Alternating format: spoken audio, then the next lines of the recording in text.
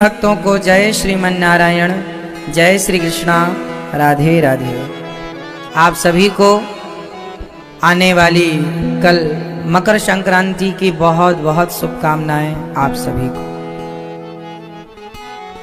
15 जनवरी पहले 13 जनवरी को मकर संक्रांति हुआ करती थी, फिर 14 जनवरी को और अब 15 जनवरी को। बहुत सालों के बाद एक दिन बाद हो जाती है। कारण क्या है? हमारे सनातन धर्म का साइंस कितना परफेक्ट है, गणित कितनी परफेक्ट है। इंग्लिश में 12 महीने होते हैं, पर हिंदी में तीसरे साल में 13 महीने होते हैं, जिसे पुरुषोत्तम महीना कहा जाता, जो कि इस बार 2023 में आ रहा है। तो ये जो एक महीना बढ़ गया, ये कैसे बढ़ता है? कभी कभी आपने देखा होगा तिथि की हानि हो जाती है। एकादशी के बाद थोड़ी देर के लिए द्वादशी होती है और सीधा त्रयोदशी आ जाती है। तिथि की जो हानि हुई, वह जो एक दिन घट गया, वह एक दिन जाके अधिक मास में जुड़ जाता है। साल भर में जो घंटे, मिनट, सेकंड घटते बढ़ते हैं, उनको ले जाके एक अलग माह में रखा जाता है। ये अनादि समय से ये परंपरा हमारे सनातन धर्म की है। कितना परफेक्ट गणित है कि एक एक मिनट को निकाल लिया जाता है यदि वो तिथि की हानि हो रही है। मतलब कितनी बारीक निगाहें हैं। उस जमाने में तो सैटेलाइट नहीं थी, फिर भी देखो किस प्रकार से ध्यान रखा जाता था कि ये तिथि इस दिन हानि हो रही है, इस तिथि की, ये तिथि घट रही है, ये तिथि बढ़ रही है। उस सारी तिथियों को नजर रखी जाती है। कौन सी तिथि कितने घंटे घटी, कौन सी तिथि कितने घंटे बढ़ी। जो घटी तो वो जाके कहाँ पूरी होगी, वो जाके पुरुषोत्तम 3 साल में फिर वो पूरा चक्कर लग जाता है। तो वही तिथियों के छोटे थोड़े मिनट घंटे के घट बढ़ क्रम को ये एक एक दिन मकर संक्रांति क्यों मनाई जाती है? मकर संक्रांति से ही सूर्य भगवान उत्तरायण होते हैं, मकर राशि में प्रवेश करते हैं। मकर संक्रांति के दिन ही भीष्म पितामह ने अपने प्राणों का त्याग किया था, क्योंकि उस समय सूर्य दक्षिणायन थे ना। सूर्य उत्तरायण कब से होते हैं? मकर से।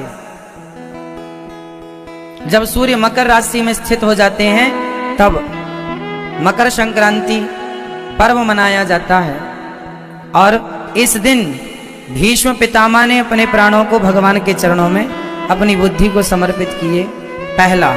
दूसरा, मकर संक्रांति के दिन, मतलब मकर संक्रांति के दिन ही भगीरथ जी ने तपस्या की और गंगा मैया जब भगवान शिव ने उन्हें जटाओं से छोड़ी, तो भगीरथ जी के साथ गंगा जी गंगोत्री से निकलकर गंगा सागर में मकर संक्रांति के दिन ही गंगा सागर से मिली थी।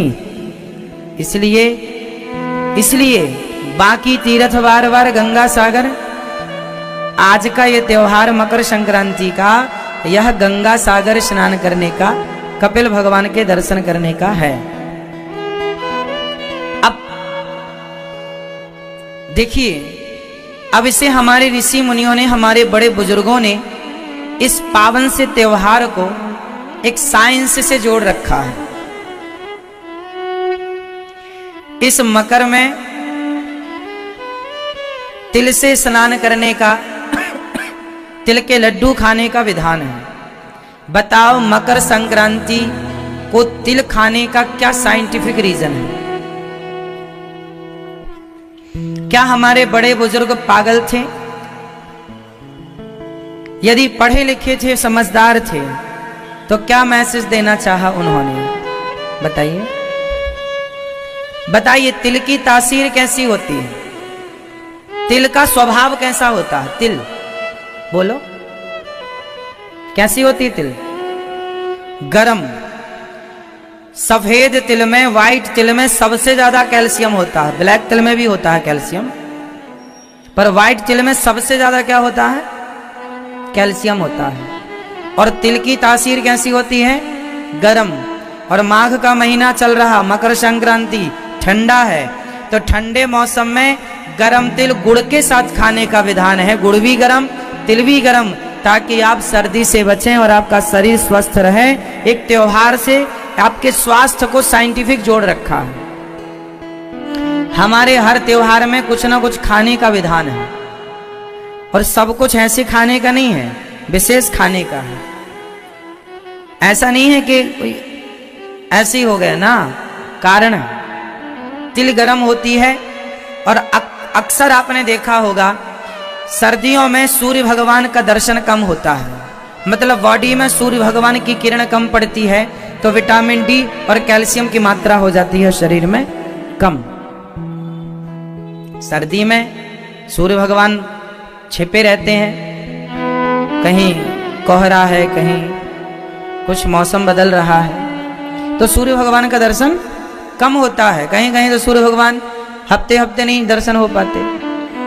तो हमारे शरीर में सूर्य का प्रकाश ना पड़ने से विटामिन डी की कमी हो जाती है। विटामिन डी घटा तो कैल्शियम घट गया। बोलो हाँ या ना? भाई विटामिन डी घटा तो कैल्शियम घटा। इसलिए हमारे ऋषि मुनियों ने इस माघ के महीने में तिल खाने का विधान रखा कि आप तिल खाओ। तिल खाएंगे तो आपका कैल्शियम लेवल बढ़ेगा और आप स्वस्थ रहेंगे, और आपको सर्दी इत्यादि से तिल बचाएगी।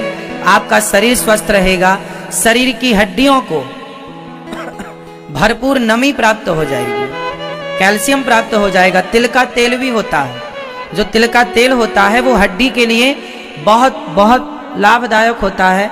आप में से कोई मेडिकल साइंस जानता हो थोड़ा बहुत तो समझे। हड्डियों के लिए सबसे बेस्ट तेल कौन सा है? तिल का तेल।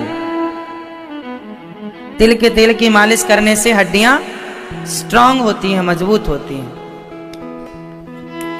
तो ये जो हम कह रहे हैं हजारों साल पहले से हमारे ऋषि मुनियों ने, ये मतलब कितने पढ़े लिखे थे ना हमारे ऋषि मुनि, कितना साइंटिफिक है ना हमारा सनातन धर्म। एक बात और है, बताओ मकर संक्रांति के दिन से क्या होता है? मकर संक्रांति के दिन से प्रकृति भी बदलती है, मौसम में बदलाव होता है। बताओ क्या बदलाव होता है?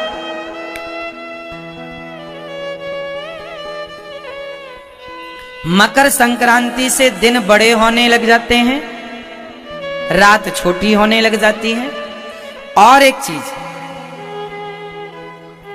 मकर संक्रांति से सर्दी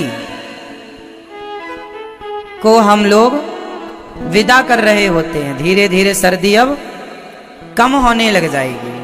आपने देखा मकर संक्रांति आते ही मौसम में बदलाव आप महसूस कर रहे हैं।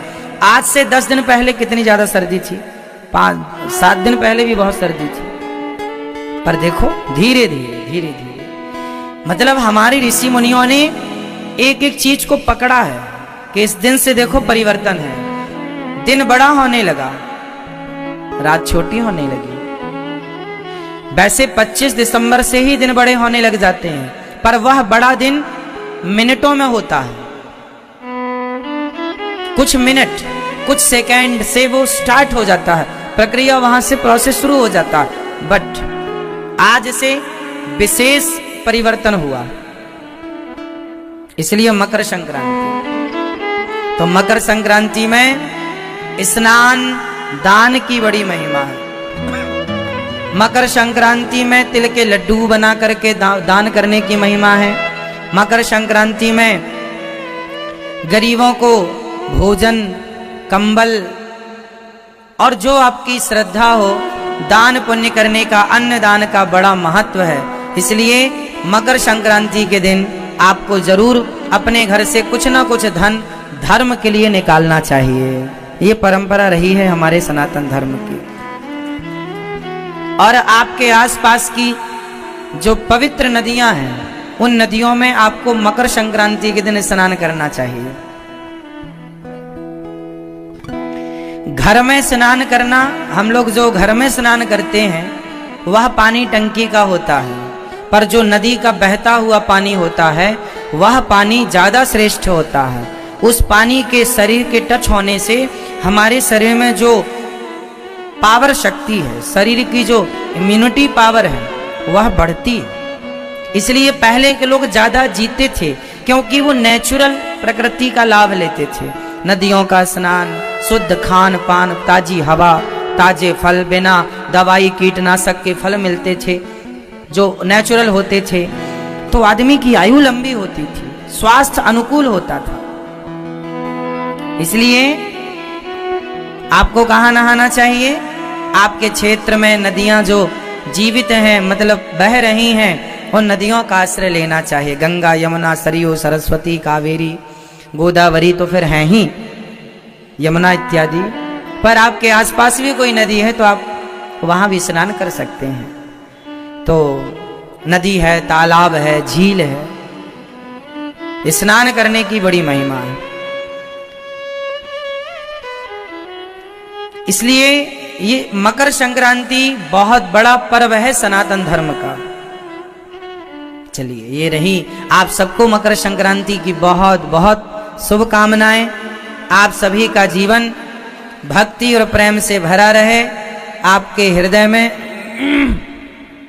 मकर संक्रांति को लोग प्रयागराज जाते हैं, मकर संक्रांति को लोग वृंदावन आते हैं, यमुना जी का स्नान, अयोध्या जाते हैं, हरिद्वार, मतलब जिसके पास जो तीर्थ है, जिसके जो समीप है, वो वहां जाए। किसी ना किसी तीर्थ में आपका दिन गुजरना चाहिए मकर के दिन, मकर संक्रांति के दिन। और देखो आप कितने भाग्यशाली हैं कि मकर संक्रांति की पावन बेला पर आप श्रीधाम वृंदावन का वास प्राप्त कर रहे हैं।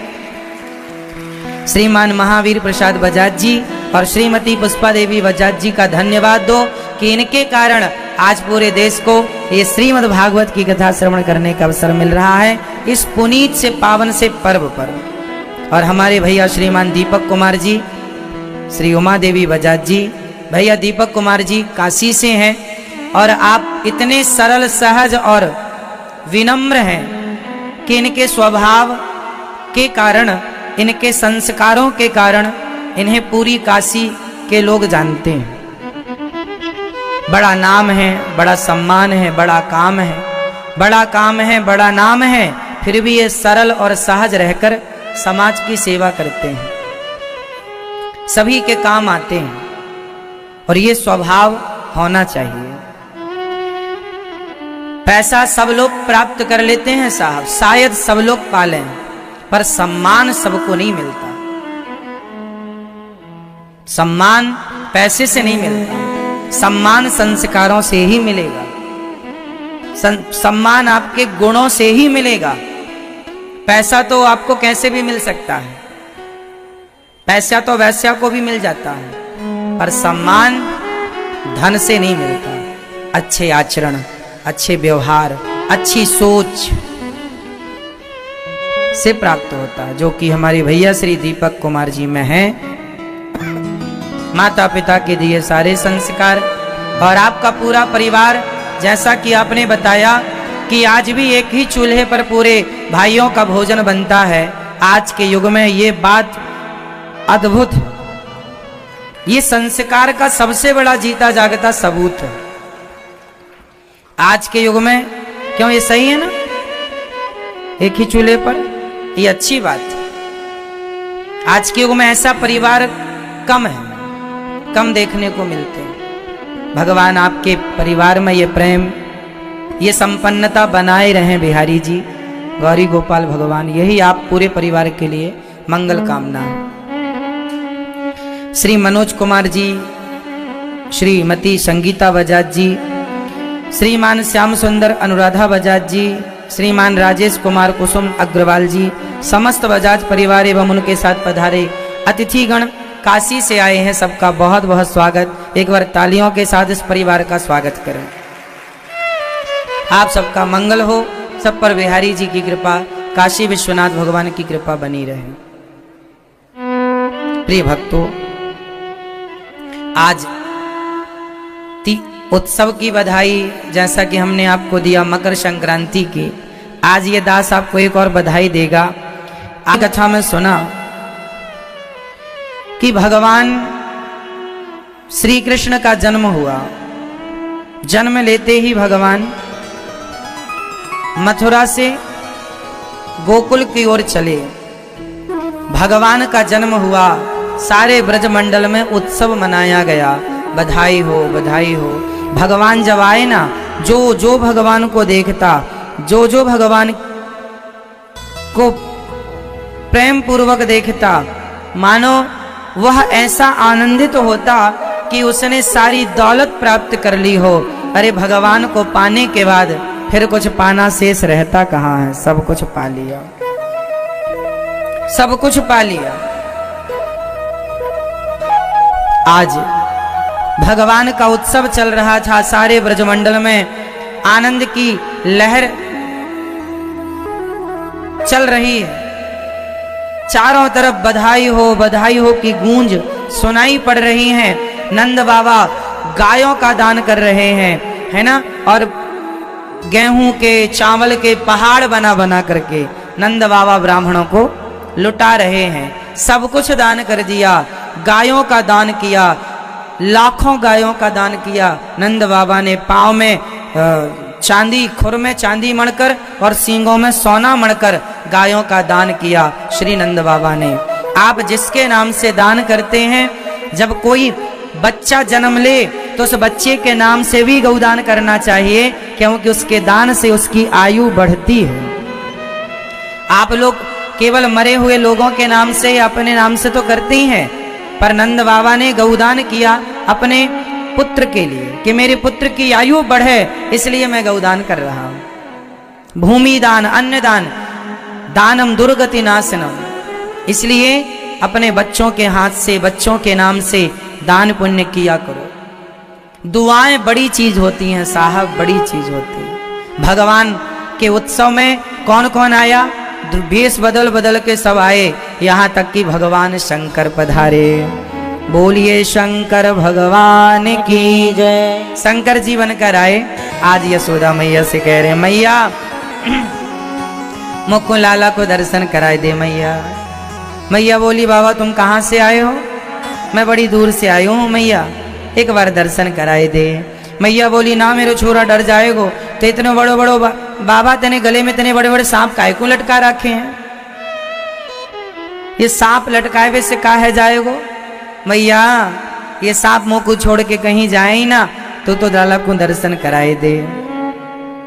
भगवान शंकर आए हैं, दर्शन है ना, दर्शन तो कराना ही पड़े। अच्छा दर्शन ना कराऊंगी तो तू क्या करेगो बाबा? मैया मैं यहाँ दरवाजे को छोड़ के जाऊंगा ही ना, यही दरवाजे पे बैठो रहूंगा।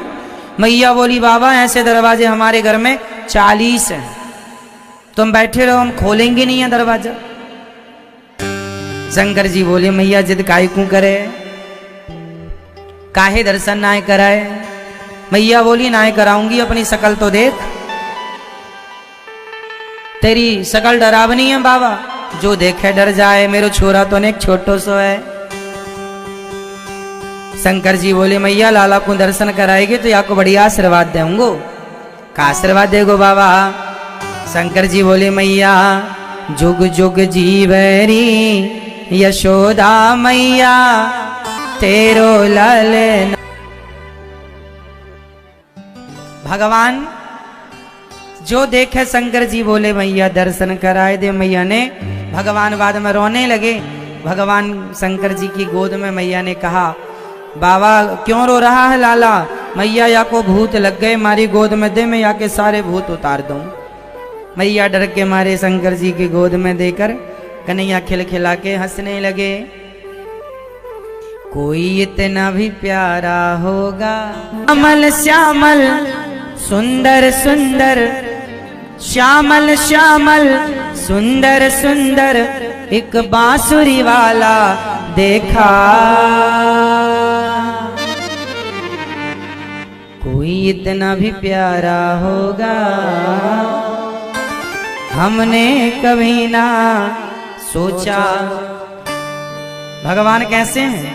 क्या खूब लगते हो, बड़े सुंदर दिखते हो, क्या खूब लगते हो कन्हैया, बड़े सुंदर दिखते हो। फिर से कहो, कहते रहो, अच्छा लगता है मेरे कान्हा का मुखड़ा, बड़ा सच्चा लगता है। क्या खूब लगते हो, बड़े सुंदर दिखते हो, बड़े खूब लगते हो, बड़े प्यारे लगते हो। फिर से कहो, कहते रहो, अच्छा लगता है मेरे कान्हा का मुखड़ा, बड़ा सच्चा लगता है। क्या खूब लगते, बड़े सुंदर दिखते हो, तेरा किसने किया सिंगार सांवरे, तेरा किसने किया सिंगार सांवरे। लागे दूल्हा सा दिलदार सांवरे, लगे दूल्हा सा दिलदार सांवरे, तेरा किसने किया सिंगार सांवरे।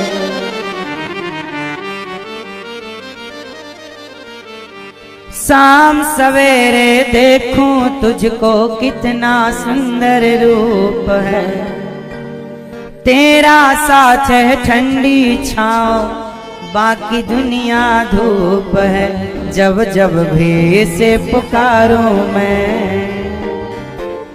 तस्वीर को इसकी निहारूं मैं, जब जब भी से पुकारूं मैं, तस्वीर को इसकी निहारूं मैं। मेरा श्याम आ जाता मेरे सामने, ओ मेरा श्याम आ जाता मेरे सामने,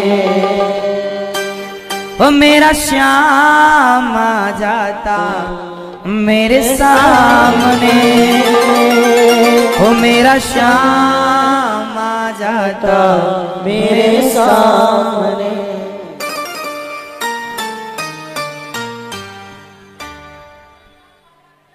भगवान के अतिरिक्त संसार में किसी को देखने का जी ही नहीं करता। इस धरती पर यदि सुंदर है कोई तो भगवान से अधिक सुंदर भला नाम तुम्हारा पालनहारा, जाने कब दर्शन होगा, जिसकी प्रतिमा इतनी सुंदर वो कितना सुंदर होगा। नाम तुम्हारा पालनहारा, जाने कब दर्शन होगा, जिसकी रचना इतनी सुंदर। भगवान के बनाए पशु पक्षी कितने सुंदर हैं, भगवान के बनाए तोता, भगवान के बनाए पर्वत, भगवान के बनाई नदियां, झरने, प्रकृति, वनस्पति, पेड़ पौधे, स्त्री पुरुष, बच्चे, कितने सुंदर हिरण, कितना सुंदर है। अरे जिनकी बनाई सृष्टि इतनी सुंदर है, कभी सोचो जिसकी रचना इतनी सुंदर वो कितना सुंदर होगा।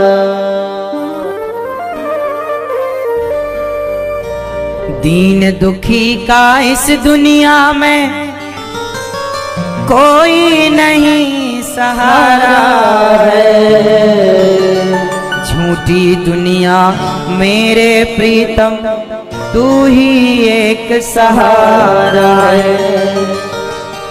कृष्ण दरस यदि करना हो तो, कृष्ण दरस यदि करना हो तो कृष्ण प्रेम करना होगा, जिसकी रचना इतनी सुंदर, वो कितना सुंदर होगा।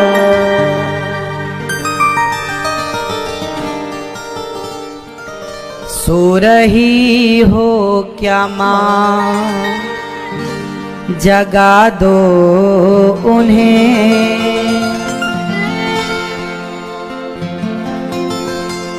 क्यों सो रही हो माँ।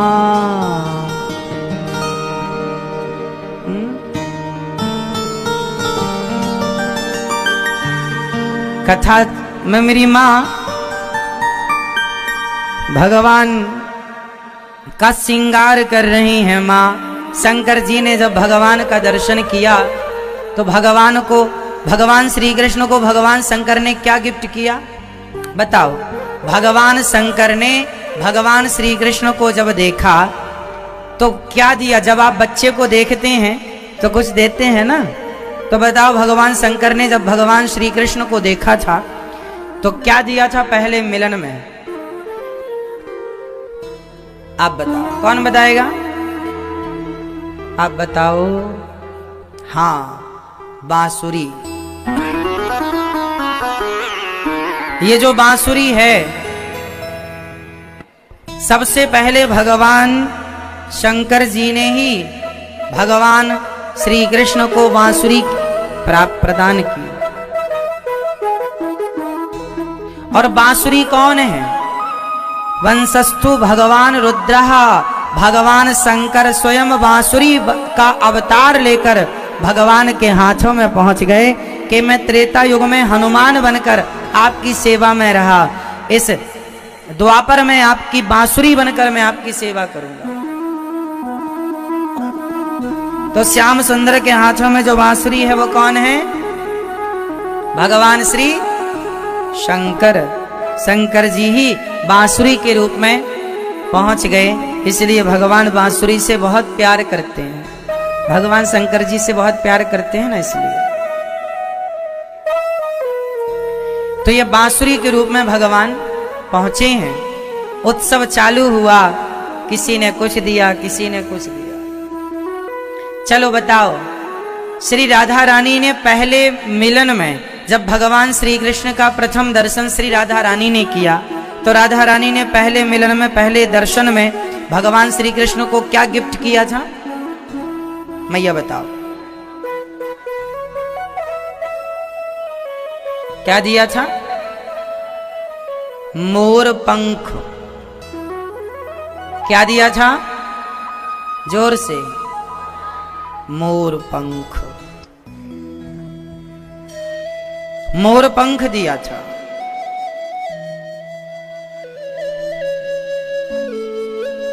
प्रिय भक्तों,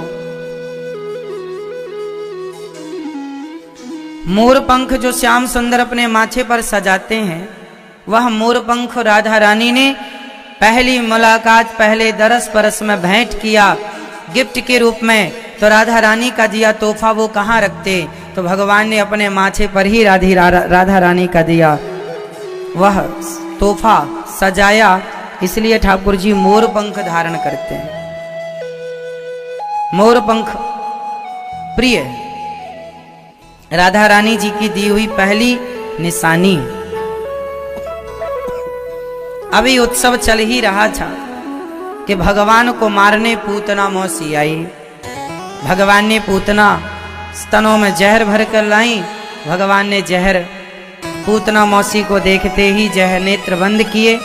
मानो भगवान कहते हैं पूतना अंदर से बड़ी गंदी है, बाहर से बड़ी अच्छी है। तो जो अंदर से बुरा है, जिसके हृदय में, जिसके भीतर कपट है, जिसके भीतर क्या है? कपट। अंदर से छल है, कपट है, और बाहर से सुंदर बनने का स्वांग रचे। भगवान कहते हैं ऐसे लोगों को मैं देखना पसंद नहीं करता, ऐसे कपटी लोगों को मैं देखना पसंद नहीं करता। इसलिए भगवान ने नेत्र बंद कर लिए। पूतना ने स्तनों में जहर भर रखा था, भगवान के मुंह में दिया। भगवान ने थोड़ा जहर पिया मौसी का, दूध भी था, दूध भी पिया, और दूध पीकर, जहर पीकर भगवान ने कहा पकड़े ही हैं तो सही जगह मौसी को पहुंचाएं। भगवान पूतना के प्राणों को पीने लगे। पूतना चिल्लाई, बालक छोड़ दो। भगवान बोले मौसी जी, हम जल्दी से किसी को पकड़ते नहीं हैं, और पकड़ लेते हैं तो फिर कभी छोड़ते नहीं हैं। यहाँ पकड़ने की व्यवस्था है, छोड़ने की नहीं। हमारे कन्हैया किसी को जल्दी पकड़ते नहीं हैं, और पकड़ लें तो फिर कभी छोड़ते नहीं हैं। ठीक है मेरी माँ, भगवान कपटी आदमी को नहीं देखना पसंद करते, इसलिए भगवान से कपट ना करना। भगवान ने पूतना को मारा, और मारकर कौन सी गति दी? भगवान ने पूतना को नरक भेजा कि स्वर्ग भेजा? नरक भेजा कि वैकुंठ भेजा? आप बताओ। भगवान ने पूतना को कहां भेजा? कहां भेजा? मैया, ओ मेरी मां, कहां भेजा पूतना को भगवान ने? वैकुंठ। क्यों? जहर पिलाने आई, फिर भी भगवान ने वैकुंठ भेजा। इससे क्या पता लगा? बताओ भगवान का स्वभाव कैसा है? भगवान कैसे हैं? भगवान कैसे हैं? परम दयालु, परम परम परम दयालु हैं कि जो जहर पिलाने आई उसे भी अपना धाम दिया। शिशुपाल नाम का एक आदमी जो दिन रात भगवान को गालियां देता था, उसे भी भगवान ने परम धाम दिया। भगवान अपने भक्तों को जो जहर पिलाने आए, जो गालियां दें, उसे भी तार देते हैं। तो आपको और हमें कौन सी गति देंगे भगवान, जरा सोच लो। भगवान परम दयालु हैं, भगवान अपराध नहीं देखते। हाँ, मेरे गिनियो ना अपराध, लाडली श्री राधे। मेरे गिनियो ना अपराध, लाडली श्री राधे। है ना? तो मेरे गिनियो ना अपराध, लाडली श्री राधे।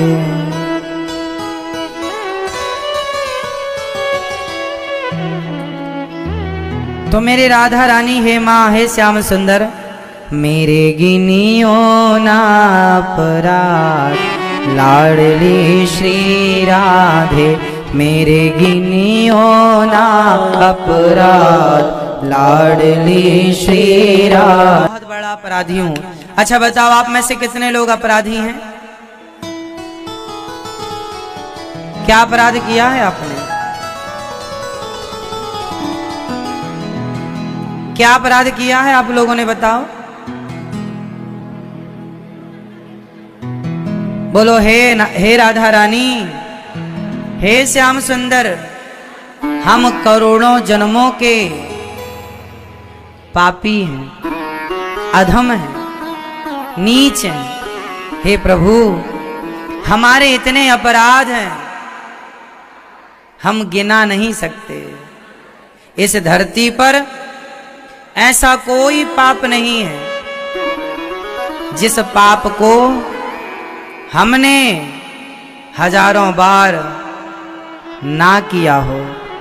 हे राधा रानी, हम आपकी शरण में हैं। हे माँ, हमें स्वीकार कीजिए, हमारे अपराधों पर दृष्टि मत रखिए, हमें स्वीकार कर लीजिए।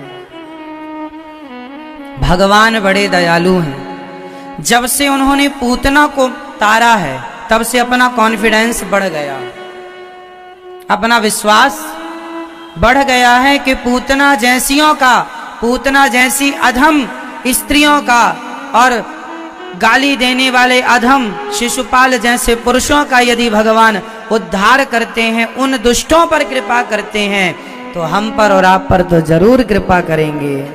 इसलिए भगवान परम दयालु हैं, परम कृपालु हैं। भगवान आपकी गलतियों को, आपके अपराधों को ध्यान नहीं देते। हमने कितनी गलती, इसलिए भगवान का एक नाम है दीन दयाल। दीनों पर जो दया करे उन्हें दीन दयाल कहते हैं। पूतना को भगवान ने परम धाम भेजा, परम गति की। पूतना लोक बालघिनी राक्षसी रुधिरासन जिघांसया पहरये स्तनम दत्वाप सदगतिम। पूतना पर कृपा की। शकटासुर आया, छकड़े पे आकर बैठा, भगवान ने शकटासुर को मारा। शकटासुर एक राक्षस था। छकड़े पर आकर वो भगवान का उत्सव चलाया। मैया सबको भोज भंडारा कराने गई तो गाड़ी के नीचे छकड़े पर ठाकुर जी को मैया ने लेटाया और मैया सबको दाल बाटी बनाने लग गई, भोजन प्रसादी कराए हुए लग गई। तभी एक शकटासुर नाम का राक्षस आया और गाड़ी पर ढेर सारे मटके थे, गाड़ी के ऊपर आकर के बैठ गया। उसने सोचा गाड़ी को मैं दबाऊंगा तो नीचे कन्हैया सो रहा है, दब करके मर जाएगा। वो आया था मारने, पर भगवान ने एक पांव का प्रहार, पाद प्रहार किया, चरणों का प्रहार किया। गाड़ी ऊपर गई, गोल गोल घूम कर धड़ाम से गिरी और शकटासुर का उद्धार हो गया। बोलिए भक्तवत्सल भगवान की जय। शकटासुर का भगवान ने मर्दन किया। फिर भगवान को मारने तृणावर्त आया, बवंडर के रूप में। गर्मियों में हवा चलती है ना, गोल गोल गोल गोल गोल गोल, बवंडर के रूप में आया। भगवान ने उस तृणावर्त को भी वो लेके भगवान को उड़ा। तो भगवान ने वजन बढ़ाया, वजन बढ़ाया तो उस राक्षस को लगा कहीं मैंने धोखे से पत्थर तो नहीं उठा लिया काला। भगवान बोले राम राम, तुम हमें पत्थर समझ रहे हो, वो पत्थर से ही मारेंगे तुम्हें। एक चट्टान पर दे मारा सिर भगवान ने तृणावर्त का गोविंदाय नमो नमः। अब भगवान ने इन दुष्टों को मारा है। तभी गर्गाचार्य जी आए। भगवान के गुरु हैं गर्गाचार्य जी। भगवान के गुरु कौन? भगवान राम जी के गुरु का नाम बताओ आप। कोई नहीं बताएगा, जिससे पूछेंगे वही, सावधान, नकल नहीं। आप बताओ, सिर्फ आप, कोई नहीं बताएगा। तो पैटाप रहिएगा सब। विश्वामित्र जी, आप बताओ, आप बताओ, आप बताओ, आप बताएंगे दादाजी, बताओ बिंदास।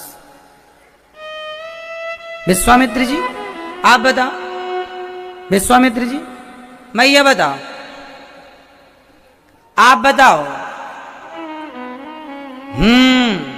भगवान राम जी के गुरु हैं श्री वशिष्ठ जी।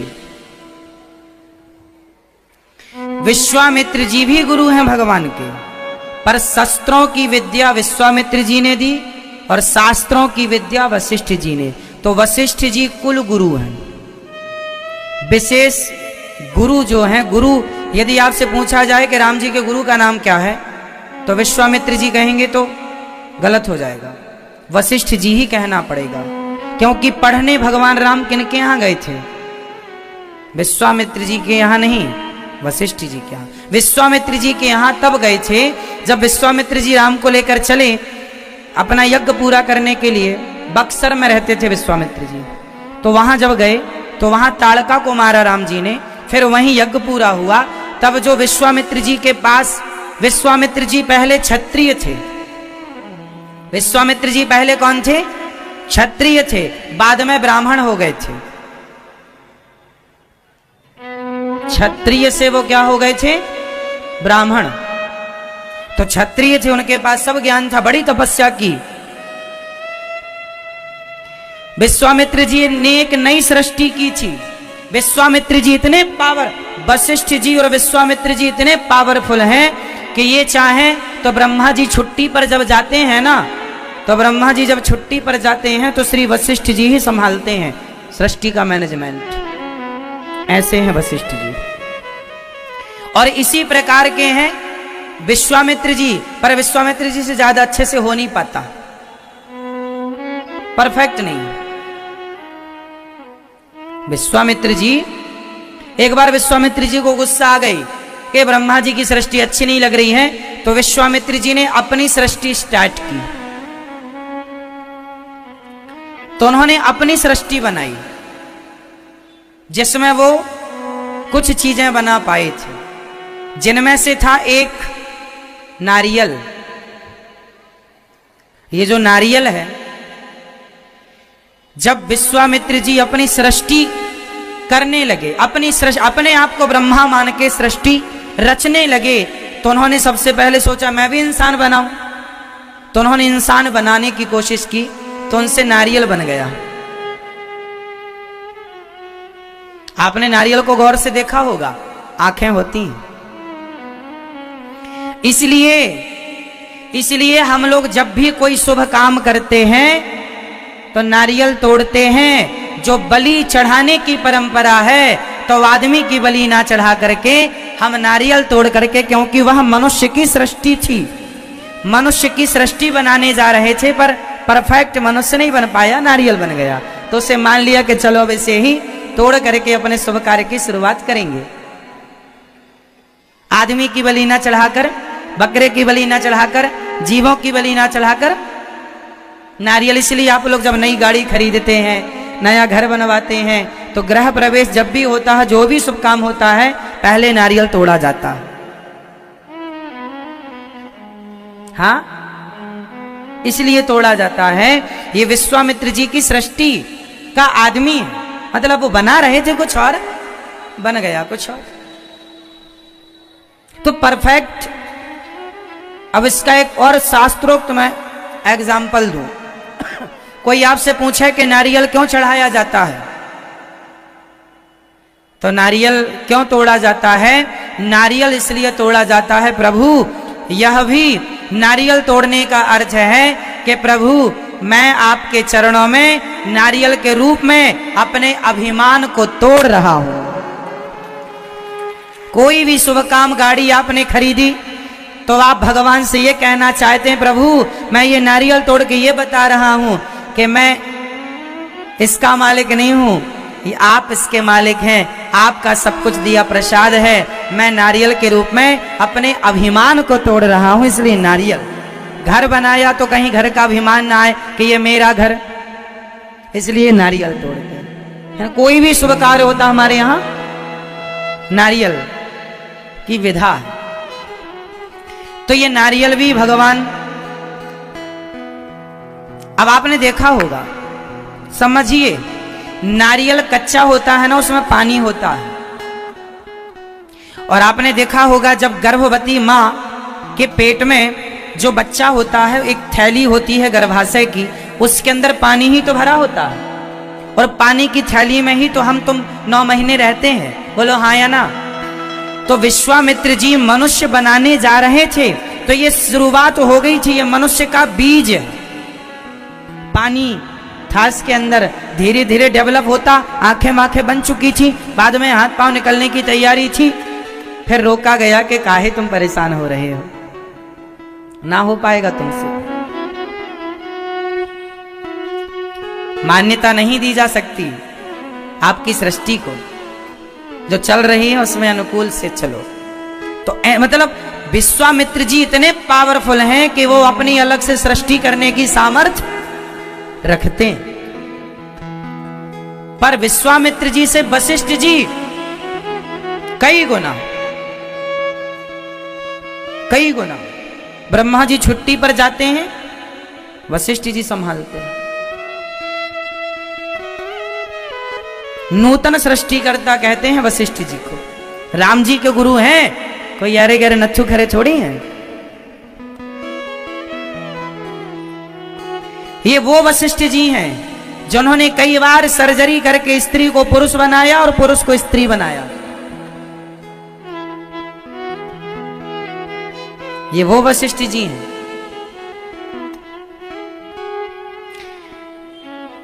एक मानधाता इन्हीं के वंश में हुए हैं, भगवान राम जी के वंश में।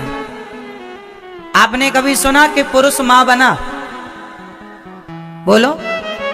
वशिष्ठ जी ने एक यज्ञ कराया था, तो यज्ञ में जो खीर थी, सॉरी पानी था, मतलब जो अभिमंत्रित जल था वो जल पीना था पत्नी को, पर धोखे से पी लिया मानधाता ने। तो अब वो यज्ञ का अभिमंत्रित जल था और उस यज्ञ को करने वाले श्री वशिष्ठ जी थे। अब कोई गहरे गहरे थे नहीं। अब वशिष्ठ जी यज्ञ करें और उसका फल ना मिले तो खीर पी गए राजा। अब राजा पी गए तो राजा गर्भवता हो गए। क्या हो गए? गर्भवता हो गए। अब स्त्री होती तो गर्भवती कहा जाता। राजा गर्भवता हो गए। अब इनके पेट में बच्चा। अब क्या करें? क्या करें महाराज? तब पेट फाड़ करके वशिष्ठ जी ने बच्चा निकाला और ठीक किया। जिंदा रहा, जच्चा बच्चा दोनों जिंदा रहे। और नारद जी ने उंगली से, नारद जी भगवान के अवतार हैं, नारद जी ने उन्हें दुग्ध पान कराया, दूध पिलाया, अपनी उंगली उनके मुंह पे दी और उससे उनकी पुष्टि हुई, उन्हें वह मिली जिससे उनका जीवन बच जाए। तो नारद जी उन्होंने जीवित रखा। मतलब वशिष्ठ जी इतने सामान्य नहीं, साधारण नहीं, असाधारण है श्री वशिष्ठ जी। वशिष्ठ जी के पुत्र शक्ति पुत्र पराशर, पराशर पुत्र श्री वेदव्यास जी। वेदव्यास जी इन्हीं के वंश से हैं और वेदव्यास जी से सुखदेव भगवान। ये वो परंपरा है। व्यास जी साक्षात भगवान है, जिन्हें के वंश में भगवान का अवतार हुआ वो वशिष्ठ जी हैं। वशिष्ठ जी की धर्मपत्नी कौन? माता अरुंधति। दशरथ जी को संतान नहीं थी, वशिष्ठ जी ने ही यज्ञ करा के संतान प्रदान की। ऐसे वशिष्ठ जी, क्या कहें स्वामी श्री वशिष्ठ जी के बारे में। चलो एक बार आखिरी बात बताते हैं श्री वशिष्ठ जी की आपको। एक बार क्या हुआ कि वशिष्ठ जी विश्वामित्र जी के कुटिया पर गए। तो विश्वामित्र जी ने वशिष्ठ जी का बड़ा सम्मान किया, बड़ा आदर किया। और जब वशिष्ठ जी जाने लगे तो विश्वामित्र जी ने वशिष्ठ जी को 1000 वर्ष की अपनी तपस्या का फल दिया। मैंने 1000 वर्ष तक जो तपस्या की है उस तपस्या का फल विश्वामित्र जी ने श्री वशिष्ठ जी को दिया। हमारे घर अतिथि आए हैं तो देंगे ना, तो दिया। वशिष्ठ जी बड़े प्रसन्न। चलो 1000 वर्ष की तपस्या का फल मिला। कुछ दिन बाद वशिष्ठ जी के यहां विश्वामित्र जी आए। तो वशिष्ठ जी ने विश्वामित्र जी से कहा, विश्वामित्र जी जब हम आपके घर आए थे तो आपने हमें 1000 वर्ष की तपस्या का फल दिया था, पर हम तो आपको अभी हमने सत्संग किया। आपके आने के पहले हमारा सत्संग चल रहा था, तो सत्संग में 1 घड़ी मतलब 24 मिनट के सत्संग का फल हम आपको देंगे। कितने मिनट का बोल दो? 24 मिनट सत्संग जो हमने किया है। हमने सत्संग तो किया 2-2.5 घंटा, लेकिन उसमें से हम आपको 24 मिनट के 1 घड़ी के सत्संग का फल हम आपको दे रहे हैं। तो विश्वामित्र जी टेढ़े हो गए। अरे बताओ, हमारा अपमान कर रहे हैं आप। क्यों? हमने आपको 1000 वर्षों की तपस्या का फल दिया और आप हमें 24 मिनट के सत्संग का फल दे रहे। कोई बात होती है? वशिष्ठ जी ने कहा, महाराज आप सत्संग को हल्के में ले रहे हैं। सत्संग का फल आपकी तपस्या से बड़ा है। विश्वामित्र जी बोले, ना हम आपकी बात से सहमत नहीं, आपने हमारा अपमान किया। वशिष्ठ जी ने कहा, ना महाराज आप हमारे अतिथि, हमने आपका अपमान नहीं किया, हम आपको ज्यादा दे रहे हैं। कैसे मान लें ज्यादा है? अब कौन न्याय करे? दोनों महापुरुष हैं, कोई कम नहीं है। अब दोनों का निर्णय कौन करे? बोले चलो तुम सही हो के हम सही हैं, चलो कौन निर्णय करे? तो दोनों गए शेष भगवान के पास, शेषनाग भगवान के पास, श्री लक्ष्मण जी के पास। शेषनाग भगवान के पास गए। दोनों ने कहा, महाराज विश्वामित्र जी ने कहा हमने इन्हें 1000 वर्ष की तपस्या का फल दिया है और इन्होंने हमें 24 मिनट सत्संग का फल दिया। तो शेष भगवान बोले सुनो, अभी हमारे सिर पर पृथ्वी है, हाँ? थोड़ा तुम विश्वामित्र जी आपने पहले इन्हें दिया है, इसलिए थोड़ी देर के लिए पृथ्वी आप संभालो, फिर हम आपका निर्णय करते हैं, ये पृथ्वी संभालो। विश्वामित्र जी बोले लाओ। जैसे ही विश्वामित्र जी ने पृथ्वी ली तो ली क्या, वो तो गिरने लगे। प्रभु बचाओ, पकड़ो, गिर जाएगी, ये पृथ्वी का भार हमसे नहीं संभल रहा है। पल भर भी विश्वामित्र जी पृथ्वी संभाल ना पाए, पृथ्वी का भार ना संभाल पाए। फिर वशिष्ठ जी को दिया गया, तो वशिष्ठ जी ने अपने सिर में पृथ्वी ऐसे रख ली जैसे आपके सिर पर कोई पुष्प रख दे, रखी रही। और वशिष्ठ जी महाराज चुपचाप खड़े रहे। अब विश्वामित्र जी बोले शेष भगवान जल्दी न्याय करो। शेष भगवान बोले न्याय क्या करें, न्याय तो हो गया। बोले कैसे हो गया? बोले आपने, आपके पास हजारों वर्ष की तपस्या का फल है, फिर भी आपने पृथ्वी को जरा देर थाम ना पाए, और वशिष्ठ जी के पास केवल सत्संग का फल है। सत्संग करने का जो पुण्य है, सत्संग करने का जो फल है, वह तप करने से ज्यादा है। इसलिए गोस्वामी तुलसीदास जी लिख रहे हैं, एक घड़ी आधे घड़ी, आधे की पुनियाद, तुलसी चर्चा राम की, हरहि कोटि अपराध। आधा घंटे का सत्संग भी हजारों वर्ष की तपस्या से श्रेष्ठ है। तात स्वर्ग अपवर्ग सुख धरिय तुला एक अंग, तूल न ताही सकल मिली, जो सुख लव सत्संग। सत्संग की महिमा गाई है गोस्वामी श्री तुलसीदास जी ने। इसलिए सत्संग किया करो, घर में भगवान की चर्चा किया करो। फिर शेष भगवान ने पृथ्वी ली और दोनों ने प्रणाम किया विश्वामित्र जी के चरणों में। विश्वामित्र जी ने श्री वशिष्ठ जी को प्रणाम किया, क्षमा कीजिए, सत्संग की महिमा तपस्या से ज्यादा है। सत्संग का पुण्य सत्संग का पुण्य तपस्या के पुण्य से बड़ा है। इसलिए हम कलिकाल के जीव, हम कलयुग के प्राणी, कुछ ना करो तो सत्संग करते रहो, कल्याण हो जाएगा।